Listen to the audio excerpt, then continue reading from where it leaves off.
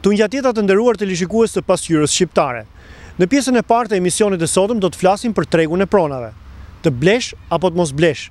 Kjo është pyetja shekspiriane që qëndron në kokat e shumë njerëzve në një kohë si kjo që po kalojmë kur me gjithë rënien ekonomike nuk duken gjikundi në horizont shenja të rënies së çmimeve. Përkundrazi. Por më shumë për situatën që po kalon tregu i pronave sot, do të mësoni nga Ardian dhe Renata Buli, që të dy agent të kompanisë Remax.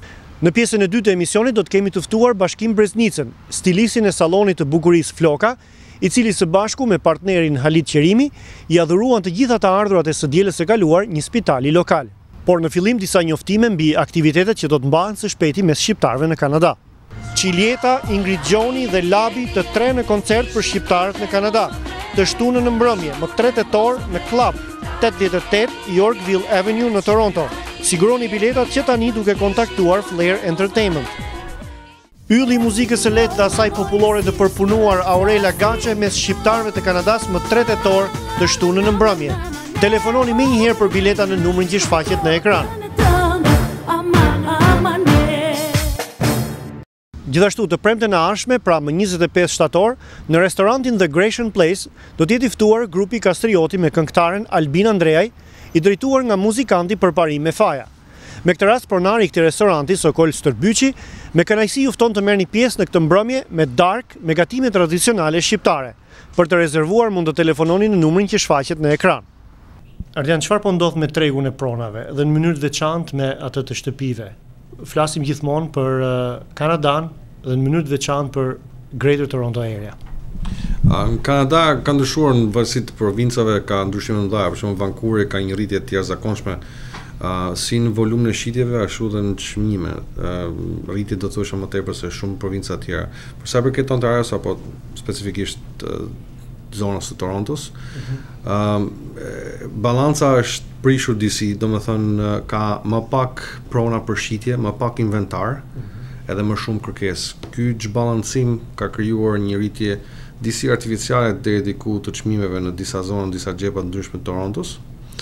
Edhe për shkak është rritur shumë kërkesa për prona dhe ka filluar tash të bëhet ndjetë ai efekti i konkurimit për të njëjtën pronë disa oferta. Renata, Ardiani përmendi si arsyen kryesore të rritjes së çmimit të shtëpive këtu në Greater Toronto Area faktin e rënies së numrit të shtëpive në shitje, pra paksimin e inventarit, siç e tha ai.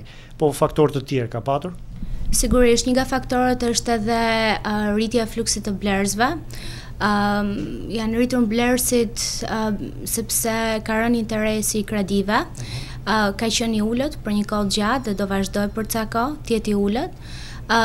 Një arsye tjetër është se blerësit në fillim të vitit menduan që do uleshin çmimet dhe pritën për të blerë shtëpi, ndoshta në këtë kohë po përpiqeshin që pretenduan që do uleshin çmimet, so kjo kohë do ishte kohë e favorshme për ato. Në fakt ndodhi e kundërta, so tash numri i blerësve është rritur akoma më tepër. Nga këto dhëna që disponohen, mund të nxjerret në një konkluzion nëse kjo është një dukuri e përkohshme apo ka shenja se mund të zgjas më shumë? Për mendimin tim, kjo dukuri ka shenja që mund zgjaset më tepër, domethënë përveç këtij viti, bëhet fjalë për vitin që vjen. Arsyeja pse them të është se Banka e Kanadas prap ka tendencë të mbajë interesin e kredisë të ulët.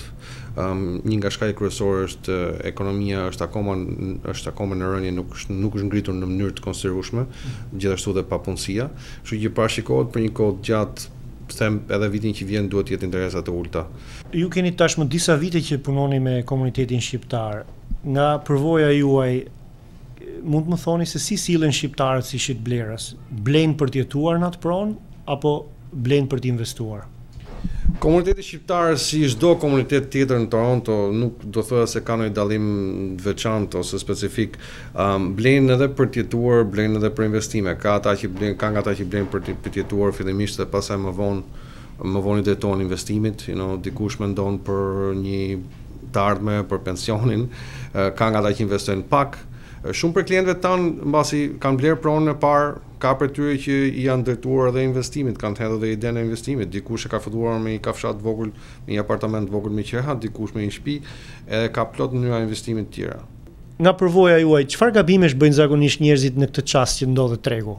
Dhe këtu kam parasysh jo vetëm shitësit, po edhe blerësit. Po, gabimet që bëjnë blerësit nga ato shitësve janë disi të ndryshme. Ata gabimet që bëjnë blerësit është hezitimi i tepruar. Hezitimi i tepruar në këtë lloj tregu është në dëm të tyre. Ato për një moment harrojnë faktin që ka edhe konkurrentë tjerë që si ata po shikojnë për të njërin pronë, edhe që fundit do ta blejnë atë pronë. Duke pasur më pak prona se çka blerës, ata në konkurrencë të vazhdueshme, kështu që hezitimi i tepruar ka bërë që kanë humbur shumë shtëpia dhe tash disa për ty arrin në gjendje të dëshpëruar. Në këtë moment është momenti i favorshëm për shitësit për të shitur, nëse duan të marrin maksimumin e parave për pronën që kanë. Gabim që mund bëhet është duhet zgjedhësh agjentin e caktuar, sepse është një strategji, shitja e pronës kërkon një strategji të përcaktuar.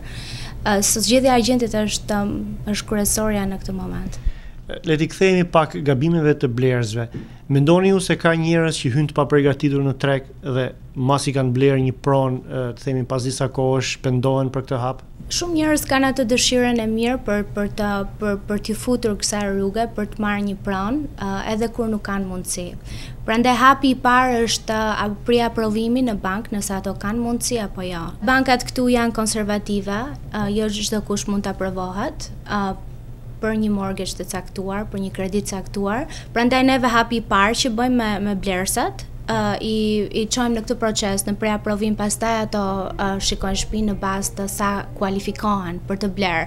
Në lidhje me atë që a bëhen pishman bazë disa vitesh, kjo është relative, sepse nëse ti e aprovuar nga banka ke blerë një pronë, domethënë se në atë moment ke pasur mundësi që ta blesh. Nëse mbas disa vitesh ti humbet punën, është diçka që është e paparashikuar, asnjë nuk e di se sa punë ose sa biznes do ketë nesër. Kjo është një diçka që nuk dihet, por nga ana tjetër, për qenë pozitiv në lidhje me këtë çështje, një nga gjërat që shumë klientë bëjnë kur humbasin punën, nëse nuk kanë mundësi të paguajnë mortgage-in, e lënë banesën me qira derisa ajo të shlyejë veten dhe njëkohësisht të përmirësohet gjendja ekonomike. Çfarë këshille do t'i jepni të teleshikuesve shqiptar në këtë moment që po kalon tregu? Mos harxhoni para duke paguar qira. Interesat e bankave janë shumë të ulta, do vazhdojnë të jenë të ulta dhe edhe vitin që vjen përfitoni nga ky moment, jetoni në kushte më të mira nga që mund të jetoni me qira, keni pronën tuaj, keni investimin tuaj, edhe është momenti për të blerë prona. Ndërkohë për ata që kanë përqitur prona, gjithashtu ky është moment shumë i vërtetshëm sepse nuk ka shumë konkurrencë në treg në këtë moment.